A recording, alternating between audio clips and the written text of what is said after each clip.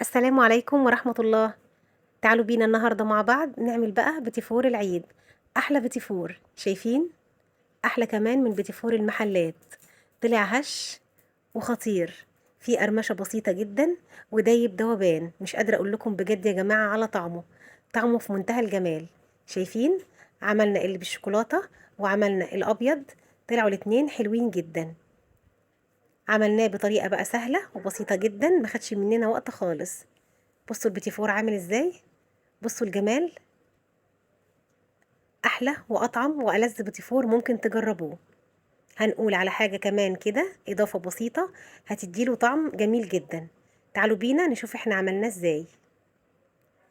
عندنا 350 جرام من الزبدة، ولازم الزبدة بتاعتنا تكون طالعة من التلاجة قبل ما نشتغل فيها بشوية. عندنا كمان 130 جرام من السكر البودر. عندنا نص كيلو من الدقيق، ده دقيق لجميع الأغراض. عندنا بيضتين كاملين بدرجة حرارة الغرفة، وعندنا كمان معلقة صغيرة من الفانيليا. في العجان بقى هضيف الزبدة. شايفين الزبدة هنا لينة معانا، مش جامدة كده، مش ماسكة نفسها قوي ومش سايحة. هنضيفها كده كلها في العجان، وهضيف عليها السكر البودر. طبعا هننخل السكر الأول بالشكل ده علشان ما يبقاش فيه أي تكتلات. هنضربهم كويس جدا بقى مع بعض كده في العجان. هنشغل العجان على درجة عالية، وهنبدأ كده نضربهم كويس جدا مع بعض. انا هفضل اضرب فيهم لحد ما اوصل لقوام كريمي ولونه فاتح جدا. هنوقف العجان وهنقلب كده الخليط، وهننزل كده اللي في الجناب تحت بالشكل ده. هنشغل العجان تاني على درجة عالية برضو.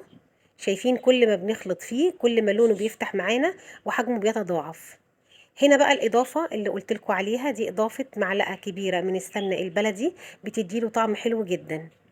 هنشغل العجان تاني لغاية ما حجمه يتضاعف واللون يفتح معانا. شايفين بقى شبه الكريمة بالظبط، لونه فتح معانا وبقى جميل جدا. هنضرب فيه شوية صغيرين، وبعد كده هنضيف عليه البيض. هنضرب الخليط تاني شوية صغيرين اهو مع بعض، وهنبدأ بقى بإضافة البيض. عندنا طبعا بيضتين، دول بيضتين كاملين. هبدأ الأول كده بإضافة بيضة واحدة، وهنا كان في قشرة صغننة كده في البيض، فالحمد لله ما نزلتش في الخليط ولا حاجة. هنضرب البيضة الأولى لغاية ما تختفي، وأول ما تختفي هننزل بالبيضة التانية. وطبعا طالما عندنا بيض هنضيف معلقة صغيرة من الفانيليا. هقلب المكونات كلها مع بعضها كويس بالشكل ده. وبرضو هنزل اللي في الجناب، لازم كل شوية نفتح كده العجان ونقلب اللي في الجناب مع بقية المكونات بالشكل ده. هنشغل شوية تاني. المرحلة دي أهم مرحلة، لازم المكونات دي تختلط مع بعض وتبقى هشة كده وتديني قوام كريمي.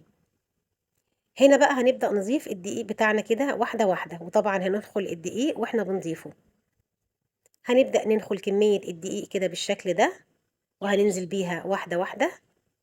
وطبعا أنا مش هضيف الدقيق اللي عندي كله، أنا هسيب معلقة أو معلقتين كده على جنب علشان أشوف الدقيق الخليط بتاعنا هياخد الدقيق كله ولا لأ. هنركب الكف بتاع العجان، وهنبدأ نقلب بقى كده المكونات مع بعضها بالشكل ده. احنا هنا بنقلب مش بنعجن. هنقلب شوية وهننزل برضو كده اللي في الجناب، وهنقلب برضو من تحت لفوق كويس. شايفين قوام الكريمة او قوام العجينة بتاعتنا حلوة ازاي؟ بصوا عاملة زي الكريمة بالظبط. انا هنا لقيتها سايحة خالص، فهضيف بقى المعلقتين بتوع الدقيق اللي انا كنت سايباهم على جنب، وهنضرب فيهم شوية او هنقلب فيهم شوية صغيرين. وبس كده العجينة بتاعتنا جاهزة معانا. شايفين الجمال؟ هنجيب بقى كيس الحلواني، وده القمع اللي استعملناه في البيتيفور بتاعنا. هبدأ اخد، انا هقسم طبعا الخليط ده على جزئين او على نصين. هعمل نص بالشوكولاتة وهعمل نص ابيض كده. هناخد بقى الجزء الاول كده بالشكل ده وهحطه في كيس الحلواني. شايفين الموضوع سهل جدا وبسيط. هبدأ بقى انزل كده الخليط واحدة واحدة، وهخرج الهواء كده من الكيس بالشكل ده. وهنجيب بقى الصواني، طبعا احنا مجهزين الصواني بتاعتنا جنبنا. هنبدأ بقى كده نضيف الخليط بتاعنا في الصواني. شايفين البيتي فور بينزل عامل ازاي؟ حلو جدا. انا ماسكاه بايدي كده من النص وبتك تكه خفيفه، وبعدين برفع ايدي بالشكل اللي انتوا شايفينه ده. شايفين؟ حلو جدا. تعالوا نعمل صينيه كمان. بصوا البيتي فور حلو ازاي، حلو ونقشته كمان حلوه جدا. شايفين انا ماسكه الكيس ازاي؟ انا حاطه نص الخليط من فوق، وماسكه بايدي كده كميه بسيطه علشان ما تبقاش تقيله على الكيس. شايفين؟ هنبدأ بقى ننزل كده واحده واحده زي ما انا بعمل، اتك كده وارفع ايدي. هيطلع معانا احلى شكل واحلى بيتي فور. احنا هنا كنا مجهزين بقى الفرن ومجهزين ومسخنينه على درجة حرارة 180 علشان يسخن على بال ما نخلص كمية البيتي فور اللي عندنا. طبعا البيتي فور ما حطيناهوش لا بيكنج باودر ولا خميرة ولا اي حاجة خالص.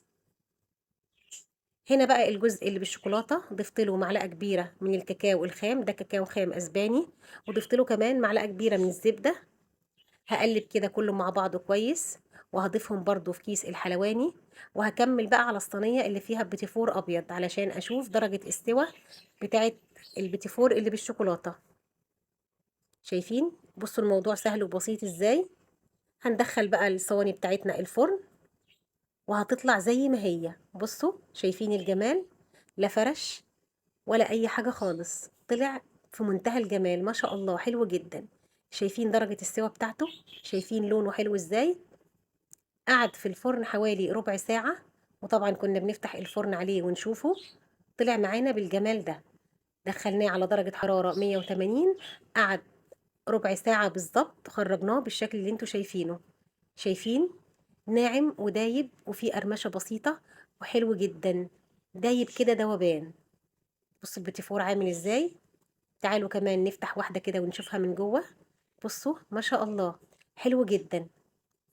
هنسيبه بقى يبرد شوية ويهدى شوية، وهنجيب ورق الزبدة هنفرشها كده على صينية جنبنا. وهنجيب بقى شوكولاتة بيضة وشوكولاتة بني أو شوكولاتة خام، طبعا الاتنين شوكولاتة خام. هنسيحهم في الميكروويف. وعندنا جوز هند، عندنا شوكولاتة فرماسيل بني وألوان، وعندنا شوكولاتة قابلة للدهن. أنا مش هعمله المرة دي بالمربى، أنا هعمله بالشوكولاتة، هلزقه كده بالشوكولاتة. هجيب واحدة وهفرد عليها حاجة بسيطة من الشوكولاتة، وهجيب واحدة زيها وهبدأ أقفلهم كده الاتنين على بعض أو ألزقهم الاتنين مع بعض كده.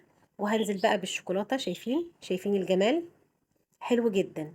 هنجيب واحدة كمان، وهنبدأ ناخد كده حاجة بسيطة من الشوكولاتة القابلة للدهن، وهجيب واحدة زيها، وهنزل بقى في الشوكولاتة البني أو الشوكولاتة البيضة. بصوا الجمال. هننزل بيها بقى، طبعا هنصفيها كويس من الشوكولاته، وهننزل بيها بقى في الشوكولاته الفارماسيل. دي شوكولاته فارماسيل الوان حلوه جدا.